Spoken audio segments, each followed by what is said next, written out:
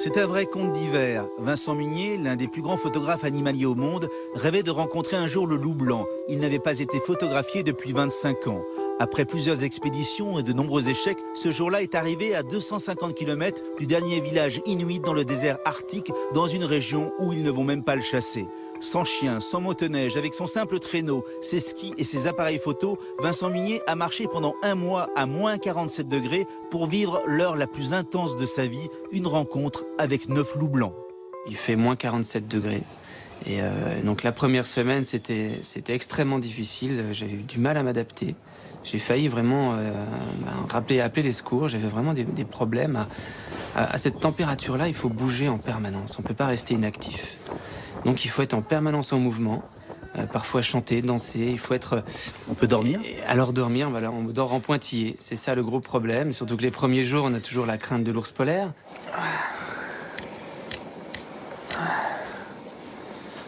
Mon petit truc d'observatoire. Les panneaux solaires. Et puis, ma petite popote. Ça chauffe. Putain, ça fait mal. Le plus terrible, c'est les pieds.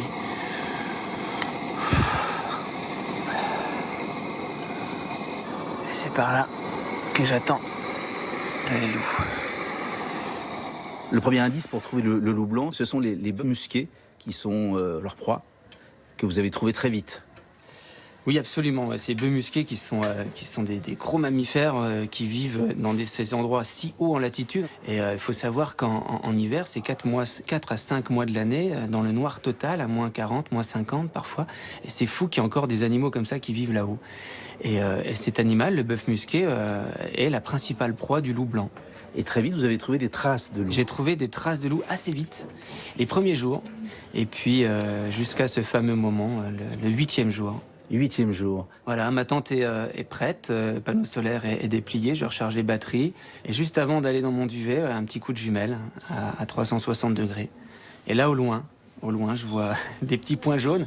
Donc, on a toujours j'ai toujours l'impression d'avoir des mirages. Hein. Par le froid, on est quand même contraint à parfois des hallucinations à ces latitudes-là. Je vois des icebergs qui bougent. Combien de fois j'ai cru que c'était un ours. Donc là, pareil, je vois des petits points qui bougent au loin, mais vraiment sur la banquise et avec cette brume de froid. Et il m'a fallu un petit moment, quoi. Et je me dis, non, c'est bizarre, ces taches jaunes qui bougent comme ça. Et ça venait vers moi, petit à petit.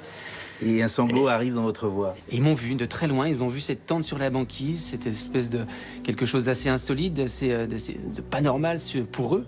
Donc ils sont venus par curiosité, mais ils étaient à plusieurs kilomètres. Hein, et en l'espace de quelques minutes, ils étaient tous, les 9, autour de ma tente.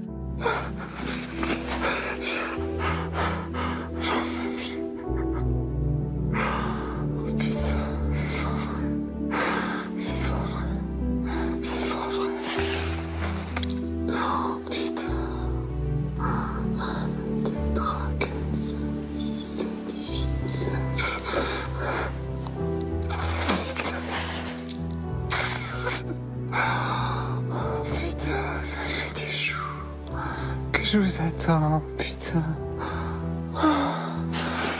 Et racontez-nous ce moment d'émotion qui fait qu'effectivement un sanglot arrive dans votre voie. Depuis que j'ai vraiment vécu ce moment, je vous assure, tous les jours j'y pense. C'est quelque chose d'assez fort. Ça fait pas loin de 8 ans que je suis toujours au Canada, un peu partout, dans le Yukon, pour essayer de rencontrer ces loups blancs.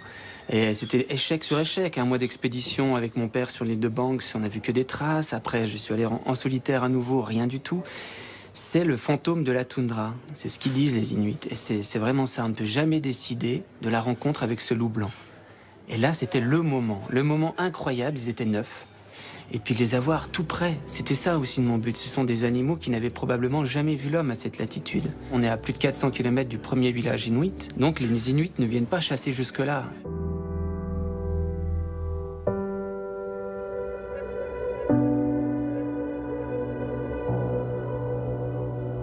Restons sur ce moment-là, est-ce que c'est la peur qui vous habite, c'est la fascination, c'est la sidération?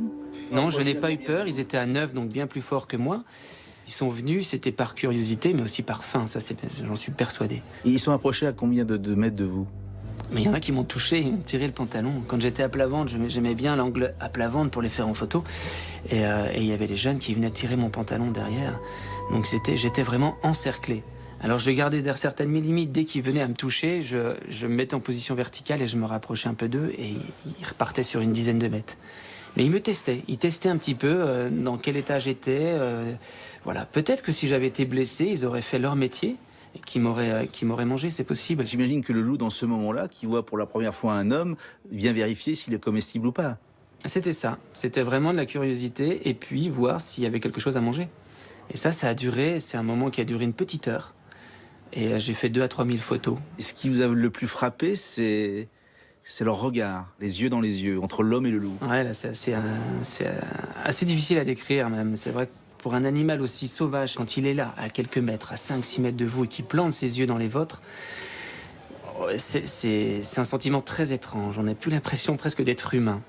Et là, c'est vrai que depuis ce moment, j'ai qu'une envie, c'est de les revoir. Et la meute est repartie tranquillement, c'est ça? La meute est repartie tranquillement, file indienne. Et suite à ça, alors je le savais que j'allais pratiquement plus les revoir, ce qui était le cas, je les ai pas revus du voyage. Donc je les ai suivis et j'ai simulé un homme blessé. Donc j'ai fait semblant de boiter. Ils se sont arrêtés net, ils sont revenus vers moi, une autre charge entre guillemets. Et j'ai refait une série de photos. Et à moins 47 degrés, quelle autre bestiole on trouve là-bas? On peut marcher des jours sans rien voir et d'un coup on peut tomber sur 50, 100 lièvres arctiques par exemple. Encore une fois, qui n'ont jamais vu l'homme. Ils n'ont pas peur de moi, ils n'ont jamais été chassés, donc je peux presque les caresser. Ça, c'est des moments d'une force incroyable. Et pareil avec des petits renards polaires qui viennent la nuit, qui viennent ronger les fils de ma tante ou qui viennent... Ça arrive. Des ours? Puis ces fameux loups. Alors l'ours polaire. L'ours polaire, mais dans cette configuration, je préfère ne pas le rencontrer. J'en ai déjà observé au loin, sur la banquise, mais souvent j'essaye de rentrer sur les terres pour éviter sa rencontre, parce qu'après c'est lui ou moi. J'ai un fusil avec des balles en caoutchouc, et puis des vraies balles, mais ce serait vraiment un gros drame pour moi de devoir tuer un ours polaire. Donc seul avec votre tante, si par hasard vous étiez tombé sur un ours polaire, vous ne donniez pas cher de votre peau? C'est pas garanti, mais c'est probable qu'il y ait des attaques, surtout à cette période de l'année. Ouais. Et dans cette expédition, après avoir découvert et rencontré cette meute, à la fin de l'expédition, vous avez encore une nouvelle rencontre exceptionnelle. Ah, ça, c'était en effet la cerise sur le gâteau. Donc j'appelle avec mon téléphone satellite l'avion à Resolute Bay, donc il met 6 jours avant de venir. Et 2 jours avant que l'avion arrive, un loup solitaire, donc probablement évincé de la meute, est venu une nuit. J'entends craquer la neige tout près de ma tente. Et toujours l'angoisse de l'ours, donc le fusil était prêt, et je me relève, et j'ai une petite fenêtre, je vois le loup face à moi. Encore une vision qui restera à tout jamais gravée. J'ai fait pas mal de photos avec ce loup solitaire pendant 2 jours.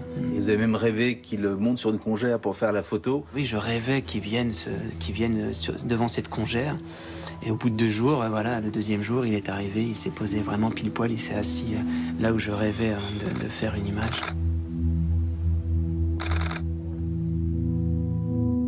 Et il faut dire que votre passion pour les animaux est née à l'âge de 9 ans. Vous êtes effectivement d'un petit village des Vosges, entouré par la forêt, et vos parents vous ont laissé très vite aller bivouaquer dans la forêt pour photographier des chevreuils. Absolument. Mon père m'a appris à vivre dehors. À l'âge de 12 ans, il m'a laissé un appareil photo et c'est là où j'ai eu comme un déclic. Le destin de ma vie a basculé au moment où j'ai eu une rencontre avec un petit chevreuil. C'est tout bête, mais un chevreuil dans la forêt derrière chez moi. Quand on a 12 ans, on est seul, sous un filet de camouflage, on entend un animal sauvage qui vient tout près. J'étais terrorisé, donc je fais ma photo qui est complètement floue, tellement j'étais ému. Et suite à ce moment-là, vraiment à l'âge de 12 ans, j'ai consacré toute ma vie à la quête des animaux sauvages et essayer de vivre et de photographier ces espèces de mirages que je vivais. C'était comme quelque chose de pas vrai, quoi, en disant, et de figer ce mirage et pouvoir le partager avec les miens au début. Et puis maintenant dans la presse ou dans les galeries. Alors vous continuez vos périples, vous allez même au Tibet où vous avez découvert encore un animal qu'on n'avait jamais photographié, qui est le yak sauvage, c'est ça? Oui, j'aime bien ces gros animaux très massifs, un peu comme d'une autre époque de l'ère glaciaire. Ouais, j'aurais aimé voir le mammouth en vrai. Mais absolument, le yak sauvage, ça a été filmé au loin par la BBC. mais c'est un animal complètement méconnu. Et ce qui vous a fait connaître dans le monde animalier, c'est votre voyage au Japon, où effectivement vous avez ramené des photos très très poétiques. On a l'impression que vous ne dérangez pas les animaux. Je pense que ça vient de mon père aussi. C'est un peu la règle qu'il m'a donnée. C'était on rentre dans la nature, mais sur la pointe des pieds. On n'est pas chez nous. Parce que pour moi, c'est voilà, j'ai l'impression de pas être le plus fort. Et dans ce monde où l'homme a tendance à tout maîtriser, à tout gérer, ça c'est des mots que je supporte pas. Ça fait un peu du bien de se sentir fragile et faible dans ces milieux-là.